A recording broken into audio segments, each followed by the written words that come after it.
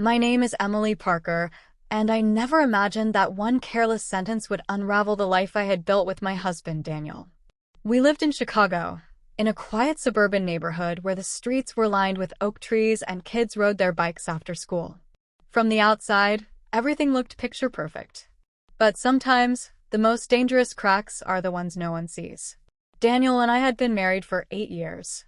He was the kind of man everyone admired. Steady, hardworking, reliable, and gentle. He worked as a financial analyst downtown, and though his job demanded long hours, he always made time for family.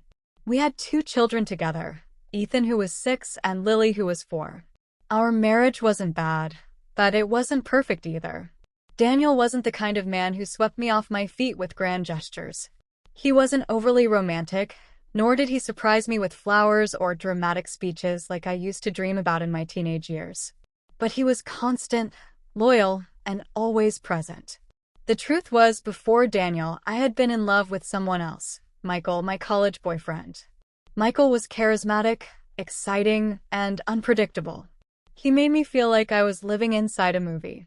But he also broke my heart, more times than I can count. He cheated, lied, and played with my emotions. Eventually, I left him because I knew he would never give me stability.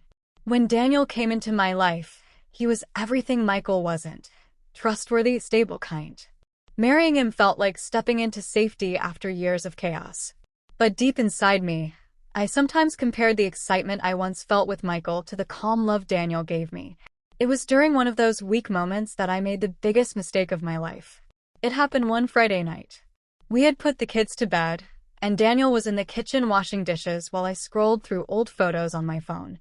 I stumbled across an old picture of me and Michael during a summer trip in New York. The memory made me laugh, not because I missed him, but because of how reckless we had been back then. Daniel noticed me smiling and asked, "What's so funny?" Without thinking, I said, "Oh, nothing. Just looking at old photos. You know, sometimes I think about how different life would have been if I ended up with Michael. But then again, I guess I settled for my second choice." The words slipped out like poison. The moment they left my mouth, I wanted to take them back.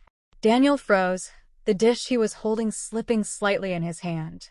His face went pale, and his eyes filled with something I had never seen before. Hurt, deep, and raw.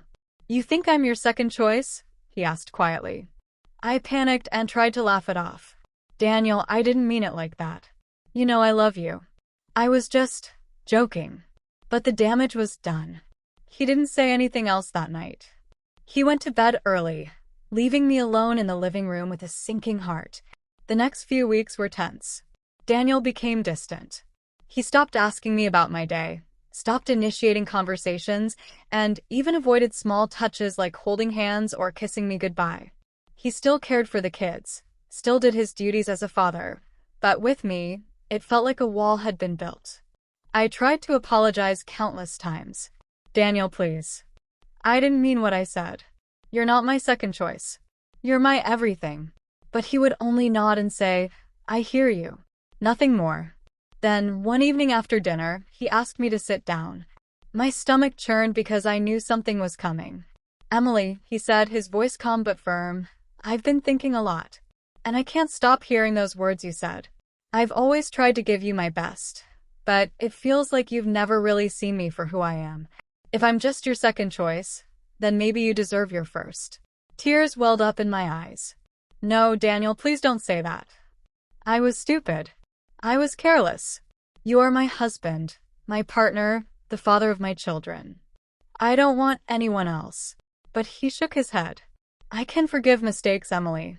But I can't live in a marriage where I feel unwanted or like I was settled for. That's not fair to me, and it's not fair to you either." The next day, he contacted a lawyer. I was in shock. I thought he would cool off, that maybe we could go to counseling, that somehow we could patch things up. But Daniel was serious. Within weeks, divorce papers were filed. The kids didn't understand at first. Ethan asked, "Why is Daddy moving to another house?" Lily cried for him at night. Watching them struggle broke me even more than losing Daniel.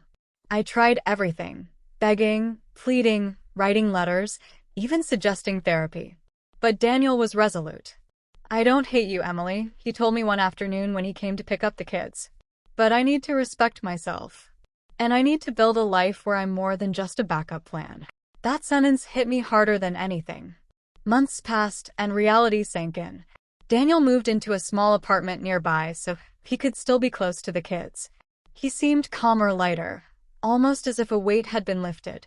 I, on the other hand, carried the heavy burden of regret. I started going to therapy myself, trying to understand why I had said what I did.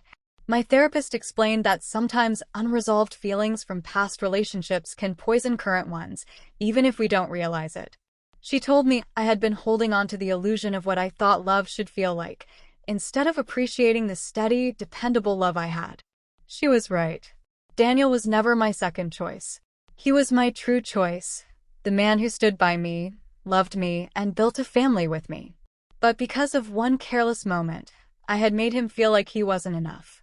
The last time we spoke face-to-face outside of co-parenting discussions, I told him, "Daniel, I know I don't deserve your forgiveness, but I want you to know you were never my second choice. You were the best choice I ever made. I just didn't realize it until it was too late." He gave me a sad smile and said, "I hope one day you'll forgive yourself." "I already have." And with that, he walked away. Today, I live with the consequences of my words. I raise our children with as much love as I can, but every time I see Daniel picking them up, I'm reminded of what I lost. If there's anything I've learned, it's this: words matter. You can't unring a bell, and you can't take back what's been said. Love isn't about comparing the past to the present. It's about cherishing the person who stands beside you, flaws and all. I called my husband a second choice, but in reality, he was the first and only man who ever truly loved me right. And because I failed to recognize that, I lost him forever.